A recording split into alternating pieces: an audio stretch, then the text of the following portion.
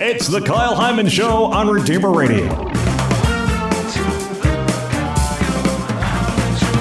This is Kyle Hyman, joining us to talk about the book Cooking with the Saints. We also talked with Fernando Flores about this earlier, and to get a different perspective on it, we have the co-author, Alexandra Greeley. Thanks for being here, Alexandra. Oh, also, you go by Sandy. Yes, that's correct. That's fine. Well, thank you for being here. Appreciate it. I'm delighted. No problem. Happy to do it. Your bio says she cooks, eats, dreams about food from other cultures. So do you have a favorite food from another culture? I think it's reflected in the cookbook. I lived in California. I grew up there, so I love Mexican food. And the woman who did the chapter on, or this section related, it focused on Our Lady of Guadalupe, had a wonderful Mexican menu, and I love that kind of food. So that's great. So is that what you find yourself eating most often at home? Yes, absolutely. Whenever I can, I do. That's what I do. Do you do a lot of cooking? I have done a lot of cooking. I still do a lot of cooking, actually. Yeah. So how did you get started doing the Cooking with Our Saints program at your parish? It was a program before it was a book, right? It was. In 2010, I approached Father Hathaway after a parish meeting and wondered if he'd be interested in having some cooking classes that would attach itself to the saints, and he thought that was a great idea.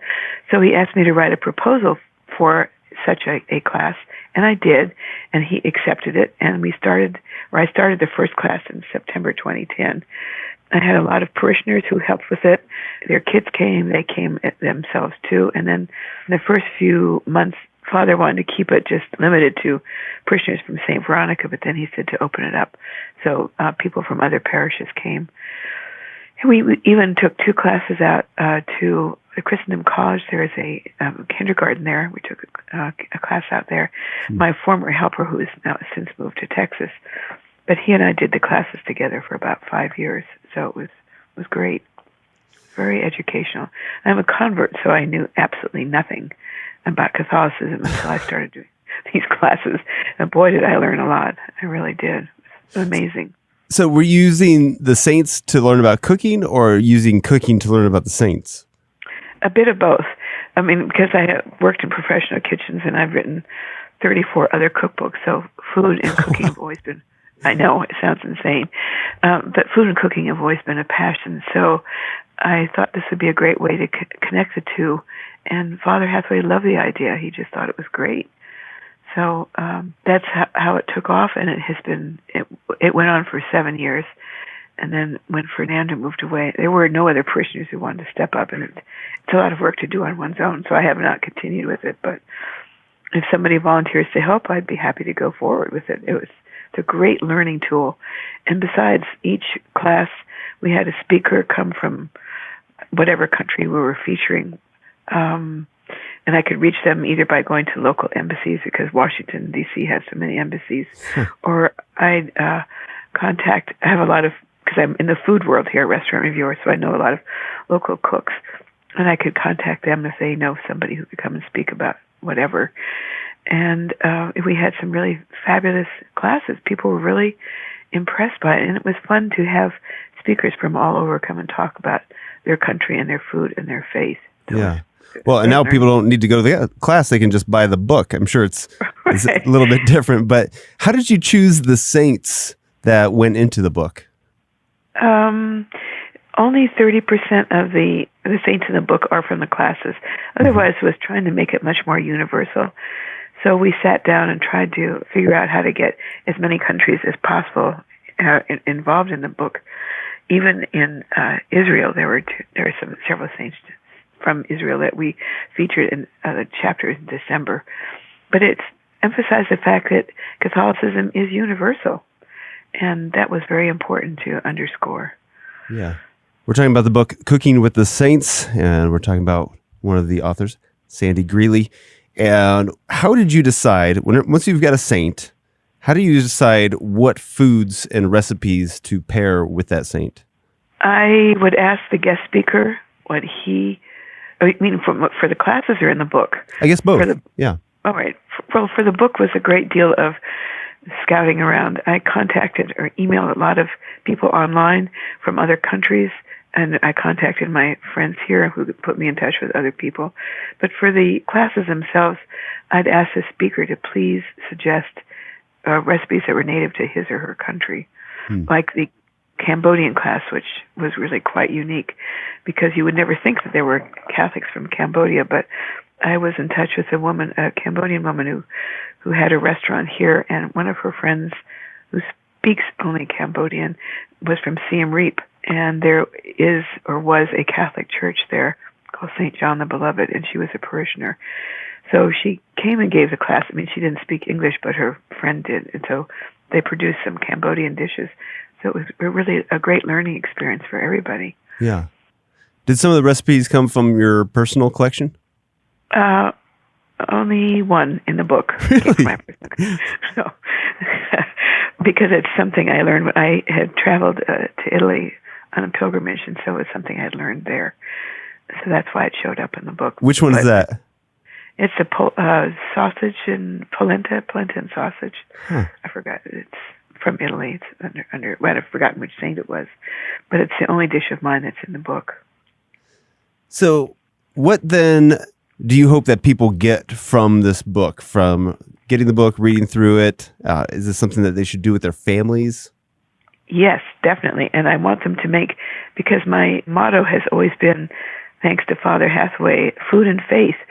And I want them to make the connection between food and faith, since God gave us the produce from the earth, the animals from the earth to feed us. So to me, that's a great connection. Father Hathaway let me start a organic garden there to feed the poor at St. Veronica, and a farmer's market. We have a farm dinner, annual farm dinner, so people see the connection, food and faith. That's the farmer's market is in the front part of the church property. Father Hathaway's idea was that people can visit the market and then go into church and pray. That's the connection, food and faith. So how do you see people using the book as far as it's kind of both a theological book and a little biographical book on these different saints, also a cookbook. So how do you see this being used? I hope that parents or anyone who's looking at it will see the connection and will understand about the saints that from all over the world and how much they put their lives forth to serve Christ. And all the people from these different countries have created these phenomenal dishes that were really reflective of their culture and of their local ingredients. It was a great challenge to find all these people from all over the world, but it was really wonderful. And I would have parishioners test the recipes, and then if there were changes in it, I have to send it back to the person who donated it. Of course, they all have credit, because otherwise it's stealing something, which we did not do. But if there were edits or changes, they would have to approve it. So it was a long-term process. But in the end, everything is original and native to that particular culture. Well, and it's got beautiful pictures of each of the dishes. So I imagine somebody had to make each one of these and take a nice photo of it, and then of course try it. Did you try every single one of these recipes? I tried many of them. Actually, I don't remember which ones at this point. It's been a while. But the people who helped me would let me have a taste of this, that, and the other thing. So it was very helpful. And one of the parishioners did many of the color photos, but also Sophia Institute Press found other photos that they used to represent the dishes. I mean, I don't know what their process was. All I know is, but it turned out beautifully. I think they did a phenomenal job. Yeah. Really beautiful. Do you have a favorite recipe that's in the book? Guacamole. Okay.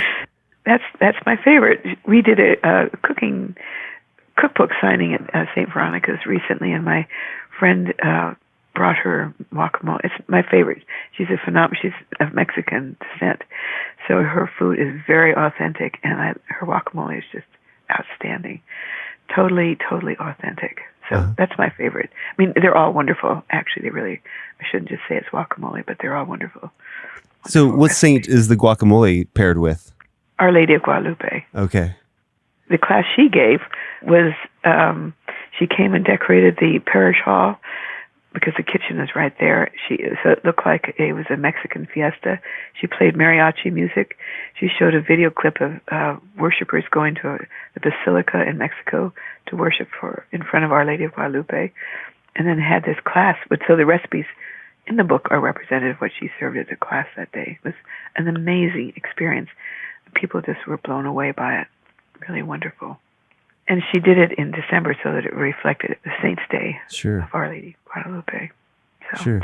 What are some of the other saints that are in here that you'd like to highlight? Gosh, there's so many of them. Let's see.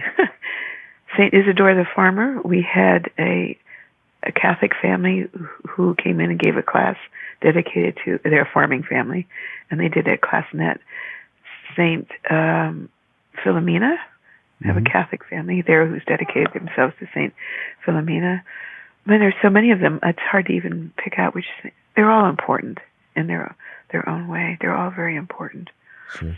And one of the things I like is that this is organized by feast days.